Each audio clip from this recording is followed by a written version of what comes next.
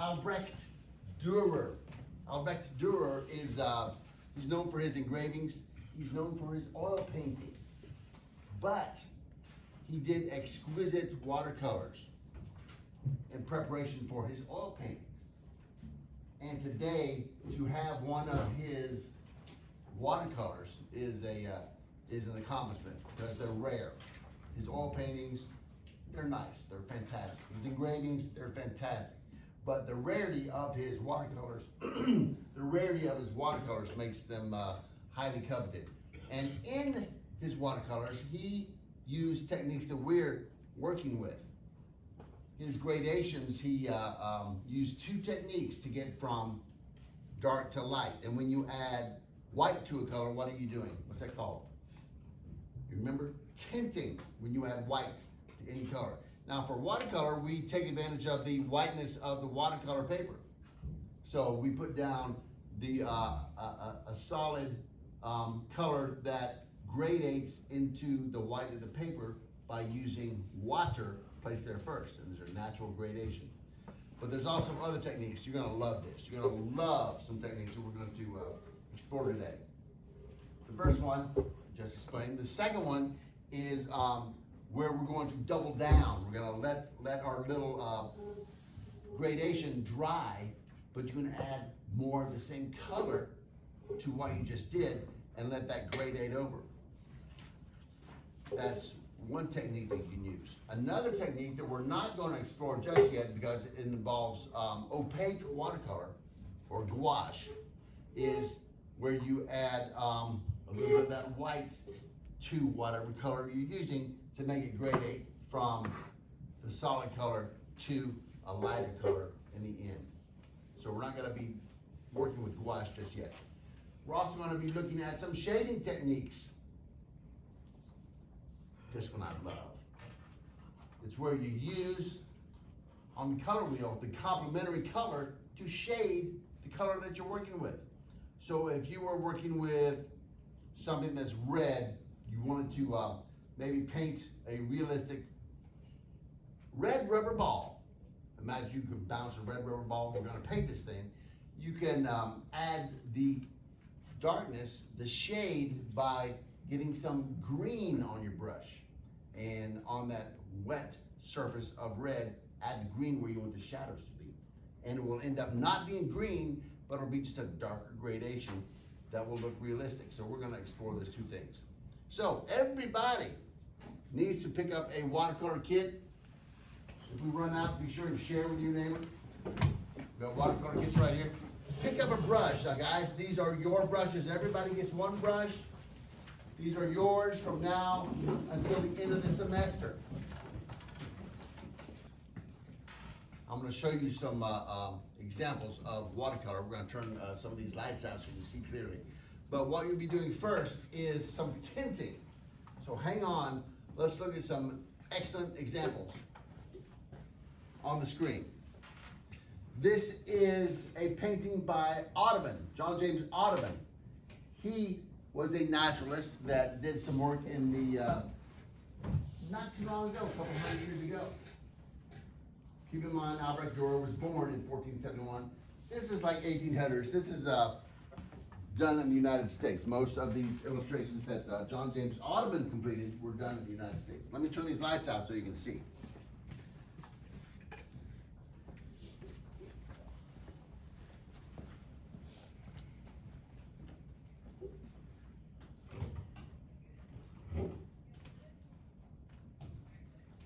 So John James Audubon worked in mixed media. What does that mean? You guys remember that from our museum exercise? Like you do like gradient, ink, and colors? Yeah, he uses a couple different types of color, right? So what he did here was he used some, you can see some watercolor work right here, but up in here we don't see the delicate fringes of feathers. We see them rendered, but not in their delicacy. You see this nice gradation from blues to purple. But the delicate rendering is not really accurate he was in the field, keep in mind that he was in the field and observed this, and, John James Audubon was a, good shot with a rifle because he would dispatch these birds and take them back to his, studio and, paint them as they lay there to get some of the details in. But here we see, a close-up of some of his work. See, there are no individual elements in the feathers. They're just shapes. Maybe alluded to here and there, but I see, anybody else see like the individual fibers of feathers at all? Anywhere? I see it. I see them dividing the feathers, but within the feather, I don't see the individual feathers delineated. So, this was a mixed media. He did a lot of this in watercolor, preparatory sketch, but didn't get into great detail. Still, it's a fantastic painting.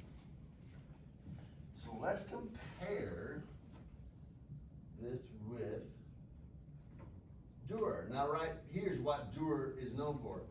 Dürer is known for his engravings, of course, also for his oil paintings. We see here some fabulous work. Oil painting, we see some graphite. We probably change this into a form that can be used for an engraving later. But this is what Albrecht Dürer is known for. But let's take a look at this watercolor that he did. This is called Wing of a Roller. Oh my goodness, I love this. I love this. If you were to see this up close, you would see, number one, you would see that it is a sketch because he's got like writing up here. He's got his well-known signature right here. Look at the AD. But if we were able to get in there close, we could see individual fibers delineated with watercolor brush. Individual fibers for the feathers. Specifically, look where the feather is attached to the body. It is absolutely perfect rendition of a wing of this bird. So, Albrecht Dürer watercolor. Late 1400s, early 1500s. So, keep this in mind.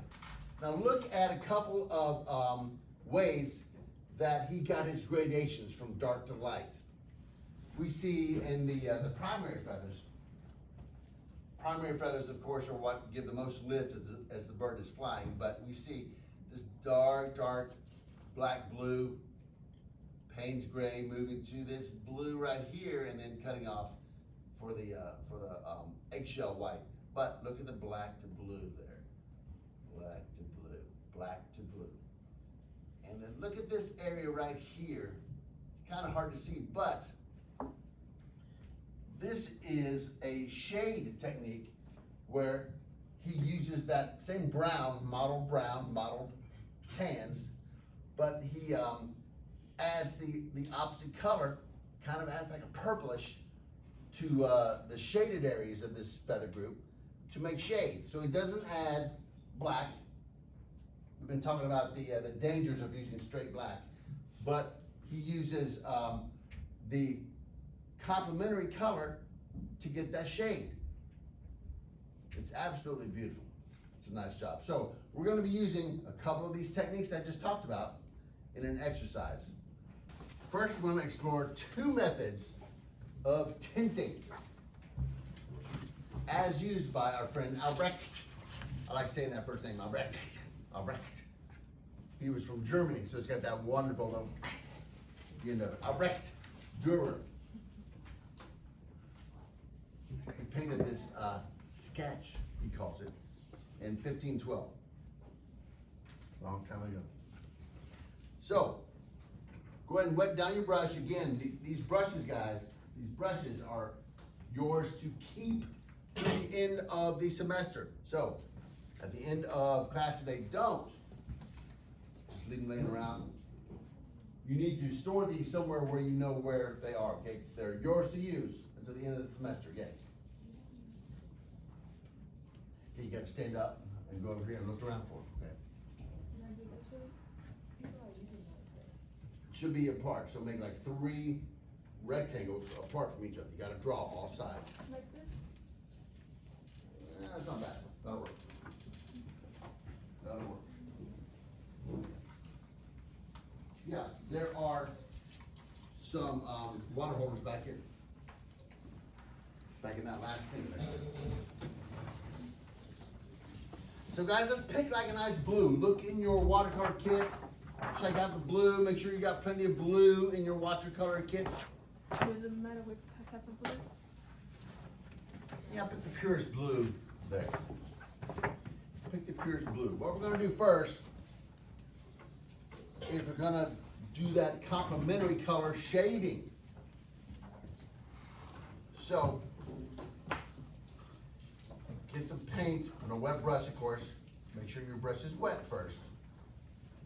Then hold your brush at a low angle and roll it around a little bit. Get some of that blue from that watercolor kit. Low angle with the brush, guys. Low angle with the brush.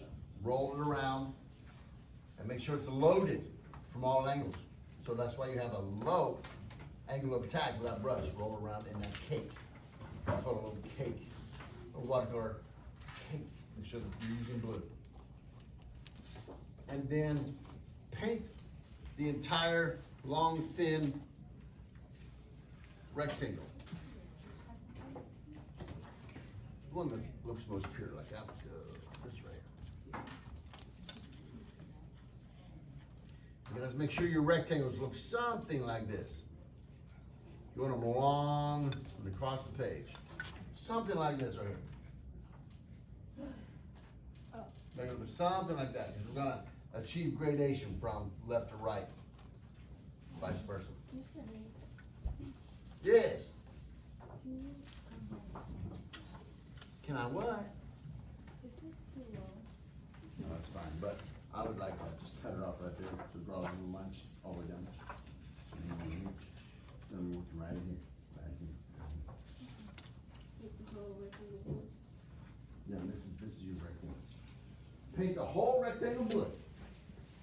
Paint the whole rectangle blue. Make sure you use water, plenty of water. Make sure when you get into that cake of watercolor, your wet brush is at a low angle and you're rolling it around. You're not jabbing it directly 90 degrees into the cake. Rotate yourself around. Make sure you're coming in at a low angle. You get most of that pigment absorbed up into the brush. And then paint the whole rectangle. The rectangle should look like this. The rectangle should look like this. You should have 3 on your page. You should have 3 on your page. Should look like this. Go ahead and paint the entire long rectangle. Rectangles should look like this. Now we're going to use that complementary shading technique that we were talking about. So once you get that rectangle painted in, make sure you use plenty of water, guys. Water is your friend when you're working with watercolor. Water is your friend when you're working with watercolor. Make sure you fill in that rectangle. We're not touching the other 2 rectangles yet. Make sure you fill that one in. Make sure it's nice and wet. Use water when you work with watercolor. So what is the opposite complementary color of blue? Orange. Did I talk about orange? Okay, cool. Let's keep that in mind. Let's keep that in mind. Do nothing yet. Let's keep that in mind. Okay, you got that rectangle, that long rectangle. You got it completely painted with that blue color. Okay.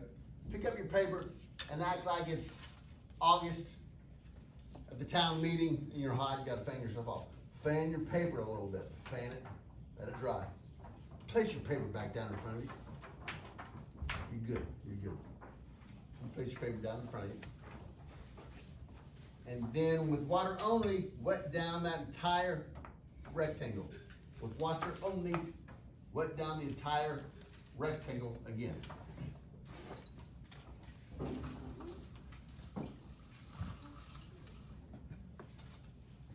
but down the entire rectangle again. Once that's done, locate your favorite orange.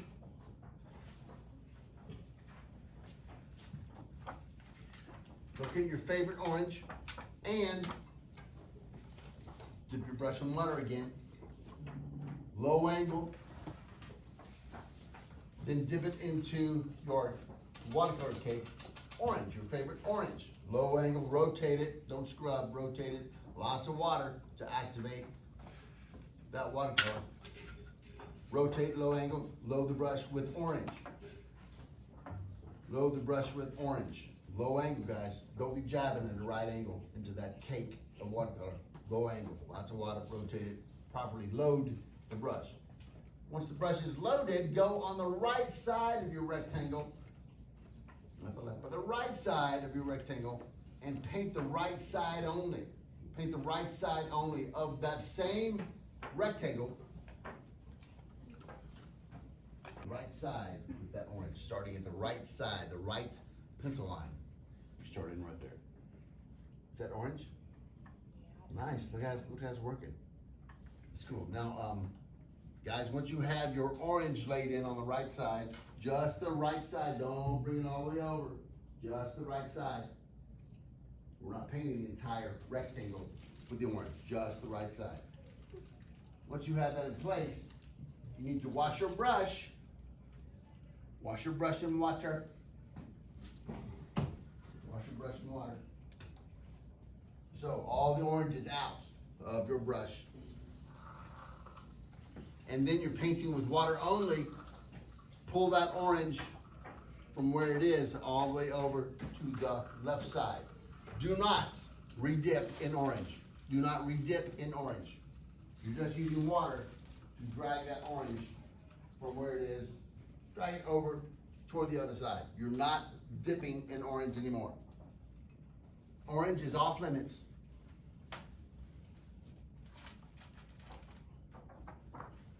So you should see the orange start to become something other than orange. It's not orange, it's not blue. It's a shade. It's a little bit darker than the blue, but it's an interesting way to make a shade. This is complementary color shading. Albrecht Dürer did it in just a couple of instances in this painting. I'm gonna flip the lights out. Tell you what, I'll flip off the top. Lights out over here, the front lights, so you can see this. He did it just a couple times. And if you look in this area, right there. You gotta look this up on your own when you have the time, guys. Look it up on your device, on your laptop. He did it a couple times right there for those feathers. They start out orange when they're fully showing the light, kind of a tan orange. But then he uses blues, purples to darken them, and it kind of looks like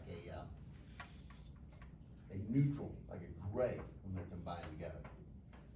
So you should be seeing something like that as you make this exercise. When you're done with that, guys, and you can tweak it later, should be no definite line between the left and the right, should be grade 8. Let's do a couple of tints. What is a tint? We just worked with a shade. What's a tint? We talked about this at the top of the class, right? A tint is where you add white, or you use the board to provide your white.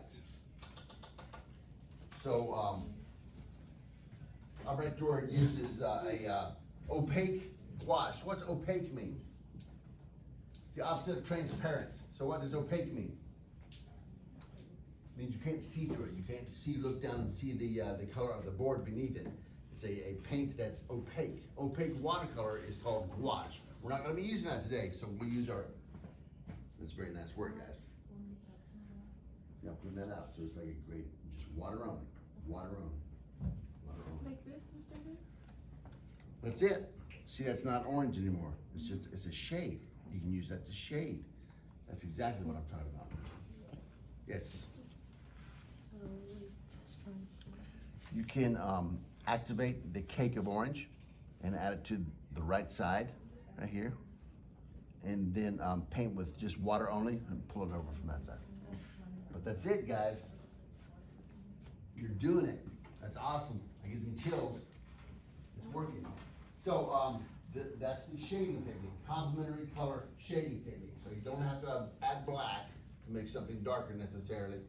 You don't even have to add my beloved Payne's Gray. You can use the opposite color on the color wheel to create a shade. It's just a natural phenomenon where it becomes darker and it's a beautiful shade to go with that particular color. So back to the tints. And what is a tint? Tints, tones, and shades. What's a tint? T-I-N-T. You add white, exactly. Now, you might add white in different ways. Talked about opaque white, or we talked about use of the board itself, or the paper itself. So, in this second rectangle down, paint the entire rectangle. I'm gonna erase your name off the board, please. Paint the entire rectangle with just water. Just water. Water only. We'll go on the second rectangle. So paint a long rectangle of just water.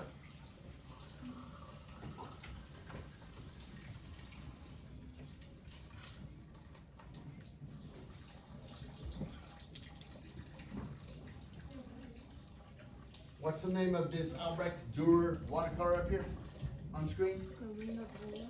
Wing of a Roller. I love that. I love the name of that thing. It's just a sketch. It was beautiful. Beautiful sketch. Painted in 1512. Albrecht Dürer used watercolor, used a little bit of graphite, and he used opaque watercolor, also known today as gouache, to paint some of the finer fibers. So here we see fibers in Albrecht Dürer's work. We see the individual fibers of the feather that he painstakingly added. If you were to see this up close and personal, you would see a lot of individual fibers painted in the feathers. Quite nice. Okay, so guys, you got that rectangle painted with water. Now, you can use the color of your choice. Use the color of your choice. Load the color properly, activate it with water. I'm talking about the cake, whatever the color cake is. Activate it with water. Hold that brush at a low angle, that wet brush at a low angle. Rotate it in the color to properly load the brush. Come at it at a low angle. Load the brush with the color of your choice. And then paint the left side only of that wet down. Make sure it's wet. Of that wet down rectangle. You've got to wet down that entire rectangle before you ever add color for this technique, for this tinting technique. On the left side? Left side only. Don't paint all the way across. Make sure you paint the entire left side up and down. Nice. That's nice. Once you get that left side painted, guys, that left side of the rectangle only, of that wet rectangle, wash your brush out. And paint with water only, and encourage that color. Give that color a word of encouragement and help it along from the left, where it's most concentrated, to the right, where it's going to start to fade out as you drag it over. So drag it all the way over with water only. You should have your brush loaded with water only. Best loaded. Dip the brush in the water, rotate it around. Don't jab it straight in. Rotate it around, get some water in there. And encourage that color to go from left to right. And once it looks correct, you don't have to paint every square inch of that rectangle. Once it looks like a nice gradation from left to right, going from the color of your choice to almost white, leave it alone. Don't overdo it. Don't overdo it. You set your brush down, your saturated brush, make sure it's wet with water. You set it down. You don't ever want to leave a brush loaded with pigment, no matter if it's watercolor, acrylic, oil, gouache. You don't want to leave it to itself. It'll dry and not be the same after that. so you can let that stuff dry. Now, let's act like we're at a family reunion. It's August. It's hot, so we're gonna wave that paper. If it's absolutely sopping wet, guys, careful with it. Let it dry a little bit more. You should be able to see a sheen in there as it's drying. Pick it up, wave it nice and gently. Place your paper in front of you, and again, wet down that third rectangle at the bottom. Wet down your third rectangle at the bottom. Water only, paint the entire rectangle. Paint it with water. Water only. We're gonna do the same thing that we just did, but choose a different color. Choose a different color just to make it interesting. To paint that third rectangle down. Which side? Make sure you paint starting left to right. We're gonna do another gradation. We're doing another tint exercise. So left to right, start on the left. Concentrate all that pigment on the left side. Then when you're ready, clean your brush and do the same thing. Encourage that color to make it almost to the other side. Almost to the other side. Encourage that color to make it almost to the other side. Drag it across, and then when it looks like a smooth gradation from the color of your choice to white, stop. Don't overpaint. Don't overpaint.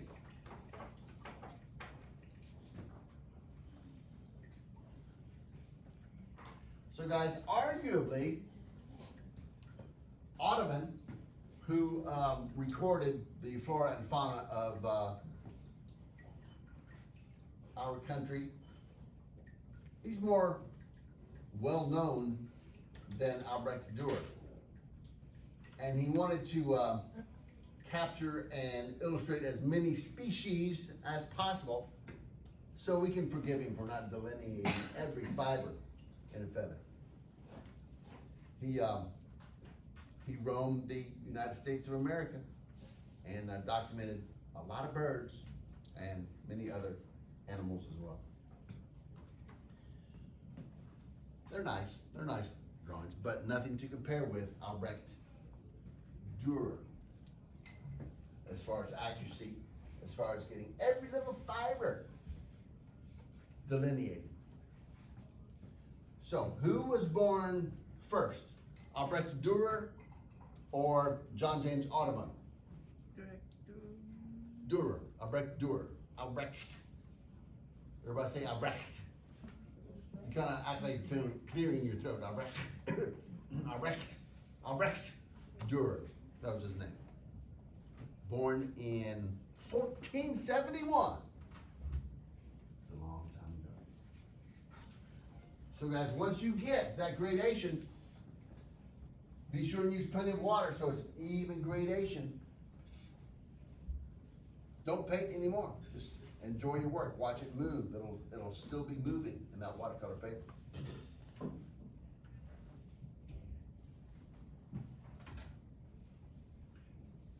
So guys, what tinting techniques do you see in this Albrecht Dürer Wing of a Roller watercolor painting?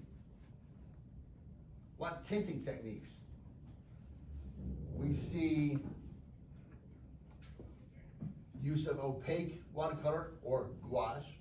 We're not going to do that because we don't have any gouache. We see just a pure transition from high concentration to low concentration, showing the white of the paper, and that's our tinting technique. So high concentration of one color, the color kind of goes away as you move from left to right, and it's white or almost white on the other side. We see that.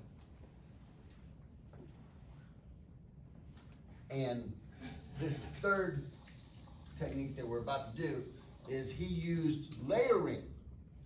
He used layering on dry watercolor. He added more of the same color on top of the color that he just painted, identical color. So be sure and note what color you just painted with. Be sure to note what color you just painted with, guys. And act like you are, let's see, we use the family reunion. You're at a Sunday dinner on the ground. It's July, it's hot. So that last rectangle is dry.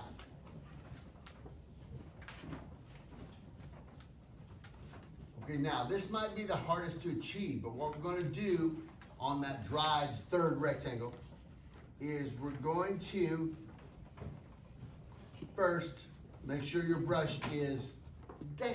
We don't want to sop and wet, but make sure it's damp, damp. And we're going to load that same color pigment, that same color watercolor, go to that same watercolor cake that you just drew from, very exact same one. You'd be using that green, for instance, right? Mhm. Wow, look at that. Love it. What color? Nice. So you be using that green, Miss Agate. You be using that same red. Nice color choice. Nice work. Love that. Use that same color, and here's what's tough about it. You're going to paint that entire rectangle. Don't do it absolutely opaque, which you can't do with watercolor. But paint an even coating over that entire rectangle of that same color. Make sure your rectangle's dried and paint that same color over the entire rectangle. And that doubling up of color on one side should make it a little bit more dense. So we see Albrecht Dürer doing this in the black to blue to white. He used a coating of, in this case, he used a darker color over top of the blue to give it a little bit more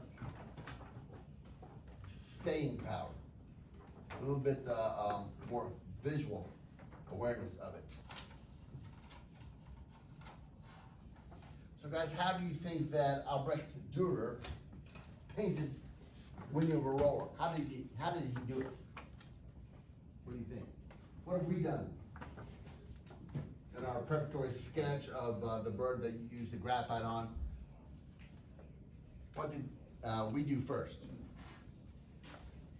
Do we start out trying to knock the thing out exactly as it is, or do we use preparatory graphite sketches? Second one, that's it. You did sketches first. So undoubtedly, Albrecht Dürer did some sketches.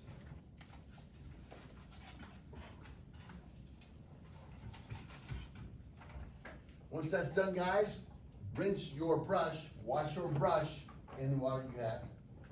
Wash your brush in the water you have. And I am going to pass out an assessment, a little quiz to you right now.